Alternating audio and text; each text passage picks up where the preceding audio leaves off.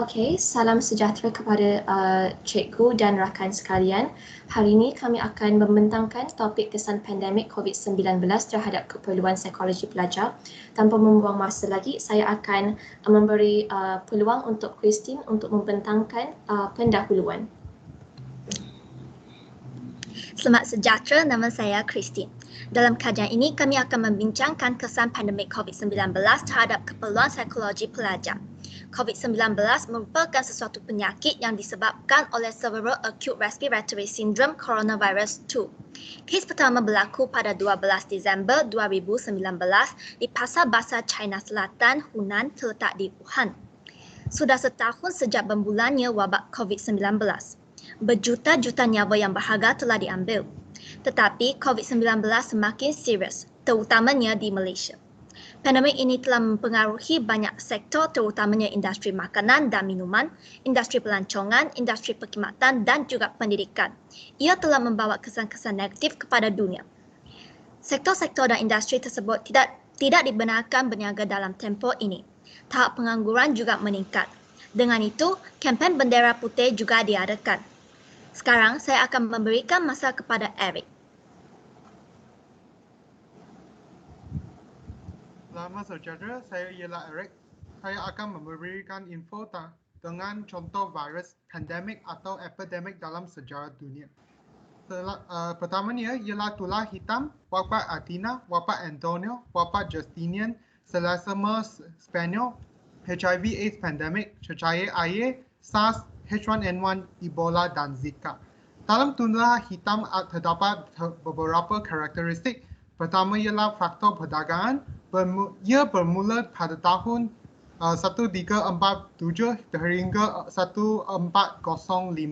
Tamadun yang di laluan utara diimpak oleh tular hitam dan terdapat impak positif dan negatif.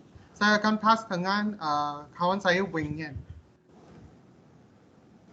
Terima kasih Eric. Nama saya Weng Yan dan saya akan membentangkan antara satu virus yang telah mempengaruhi dunia kita iaitu sindrom pernafasan akut teruk juga dikenali sebagai SARS adalah penyakit berjangkit para pertama yang menyebar dan mencemari masyarakat antarabangsa pada abad ke-21. November 202 adalah permulaan wabak virus dan akhirnya pada bulan Februari 203, virus ini disebarkan ke Hong Kong dan kemudian menyebar dengan cepat ke 29 negara wilayah di 5 benua. Pertubuhan Kesihatan Sedunia WHO segera menyedari tentang penyebaran virus berjangkitan SARS dengan melancarkan Global Outbreak Alert and Response Network untuk mengenal pasti dan mengerahkan sukarelawan dari seluruh dunia untuk membantu negara-negara yang paling teruk terjejas dari wabak ini. WHO juga berkesan memberi dan mengeluarkan banyak cadangan untuk membantu negara-negara dalam mengendalikan wabak dan mencegah penyebaran. SARS tidak sahaja menyebabkan penderitaan yang sangat besar bagi pesakit dan keluarga yang dijangkiti, tetapi juga mempengaruhi ekonomi dan merosotkan industri pelancongan di Asia. Sebanyak 3 juta orang dalam industri pelancongan menghadapi kehilangan pekerjaan mereka terutamanya dari negara yang paling parah iaitu China Daratan, Hong Kong, Singapura dan Vietnam. Virus ini menyebabkan ekonomi 4 negara ini kehilangan GDP 20 bilion dolar, sementara industri pelancongan turun lebih daripada 70% di seluruh Asia. Tetapi negara-negara yang tidak begitu terjejas juga menghadapi kejatuhan tersebut. Itu sahaja daripada saya. Seterusnya, Rachel dan Yue Fei akan membentangkan punca-punca wujud COVID-19. Terima kasih Weng Yan, nama saya Rachel. Sekarang saya akan membentang pasal sejarah penyelidikan dan kes pertama COVID-19.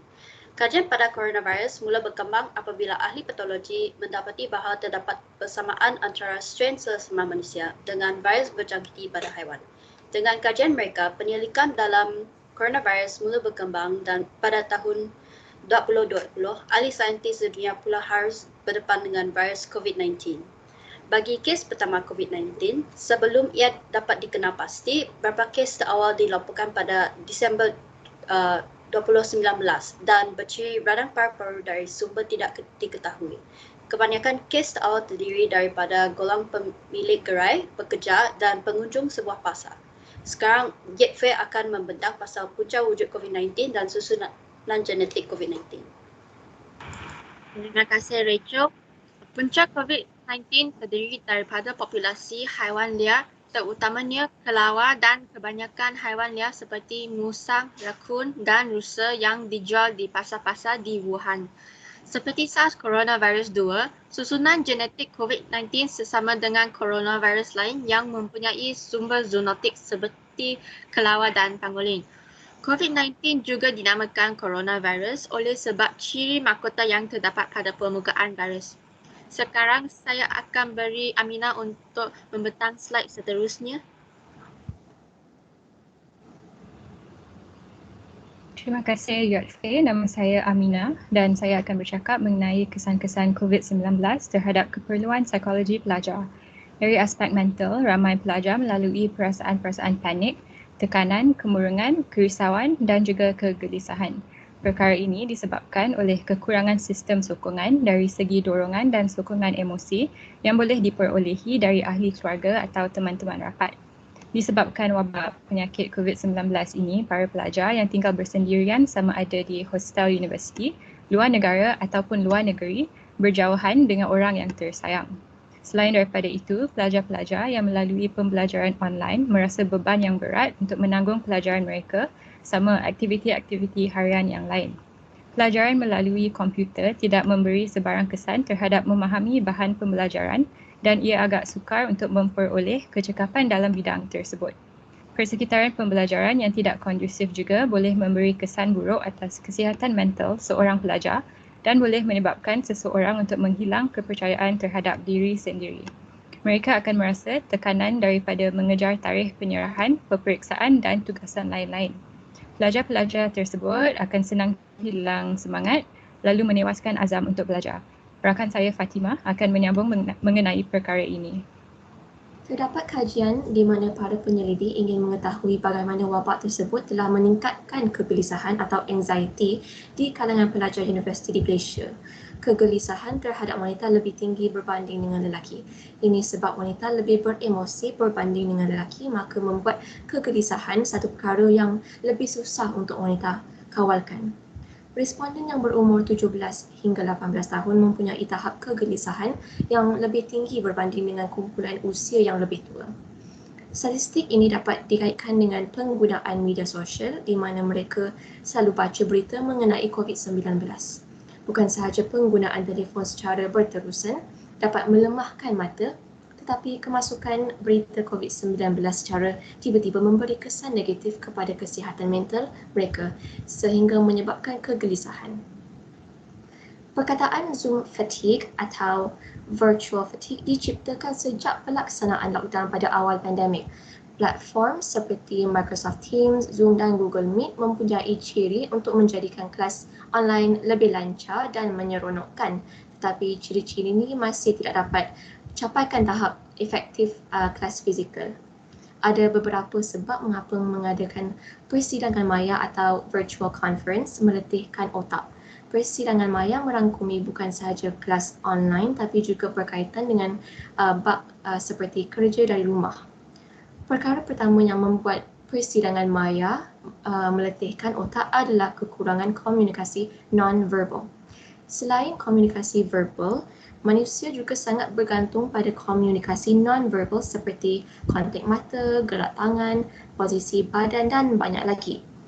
Perkara kedua, melakukan percakapan sampingan atau side conversation semasa perbualan utama berlaku dengan kumpulan online hampir mustahil dicapai melalui persidangan maya. Ini kerana audio hanya akan menjadi campuran suara dan tidak ada yang dapat memahami satu sama lain. Untuk memastikan perbualan berjalan dengan lebih lancar dalam persidangan maya, orang harus bergile-gile bercakap dan tidak dapat terlibat dalam perbincangan kumpulan dan perbincangan sampingan. Maka itu, kesan COVID-19 terhadap psikologi pelajar semakin menurun sebab online kelas dan benda lain seperti duduk di rumah sangat lama. Selepas ini, Weng Hong dan Alia akan membentangkan tentang metodologi kajian. Terima kasih Fatimah. Nama saya Weng Hong. Saya akan bercakap tentang metodologi kajian ini. Suatu kaji selidik dijalankan untuk mengumpul maklum balas dan sasaran kami dalam kaji selidik ini adalah sebanyak 50 responden. Maklum balas yang kami mengumpulkan daripada kaji selidik ini adalah daripada pelajar universiti yang berumur 18 sehingga 20 tahun. Sebab ini ialah kami berpendapat bahawa pelajar universiti akan memberikan penjelasan yang lebih terperinci dan jawapan yang lebih matang berbanding dengan pelajar-pelajar lain. Dengan ini, Alia akan meneruskan penjelasan metodologi. Terima kasih Weng Hong. Nama saya Alia dan saya akan bersambung dengan metodologi kajian. Kami menggunakan platform media sosial untuk mengadakan kaji selidik kami ini. Kami menggunakan platform seperti Instagram, WhatsApp dan CN untuk mengadakan kaji selidik ini membantu mendapat jawapan. Ini adalah kerana platform ini dapat memberi jawapan yang berkesan. Selain daripada itu, platform ini adalah platform yang sering digunakan oleh pelajar-pelajar universiti. Untuk kaji selidik kami menggunakan Maslow's Hierarchy of Needs untuk membuatkan soalan. Kami menggunakan Maslow's Hierarchy of Needs untuk membentukkan soalan kerana Maslow Hierarchy of Needs mendapat memotivasi keperluan manusia. Itu saja dengan metodologi kajian ini. Saya akan serahkan kepada Ahmed untuk. Okay. Terima kasih Alia. Nama saya Ahmed dan saya akan membentangkan dapatan kajian kumpulan kami. Daripada 50 responden terhadap kajian kami, majoriti responden risau akan keselamatan diri dan orang lain.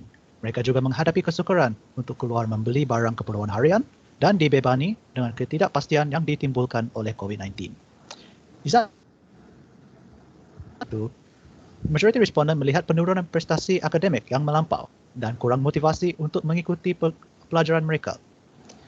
Selain itu, majoriti dan bimbang akan menyebarkan COVID-19 dan mengalami hubungan tegang sebab kekurangan interaksi tatap muka.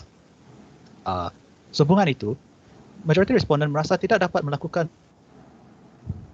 sederhana. Mereka tidak puas hati dan merasakan penurunan harga diri yang melampau. Mereka juga tidak bimbang tentang bagaimana mereka menghadirkan diri dalam mesyuarat dalam talian. Akhir sekali, majoriti responden telah menjadi pesimis sejak lockdown berbagai-bagaian. Mereka memikirkan secara mendalam tentang kehidupan mereka dan mereka mempunyai lebih banyak masa untuk melakukan refleksi diri atau peningkatan diri. Itu semua daripada saya. Saya akan menyerahkan masa kepada Fatimah. Ini adalah hasilan poster yang kami sudah buat dan tanpa apa lagi yang kami mahu membentangkan. Sekian, terima kasih.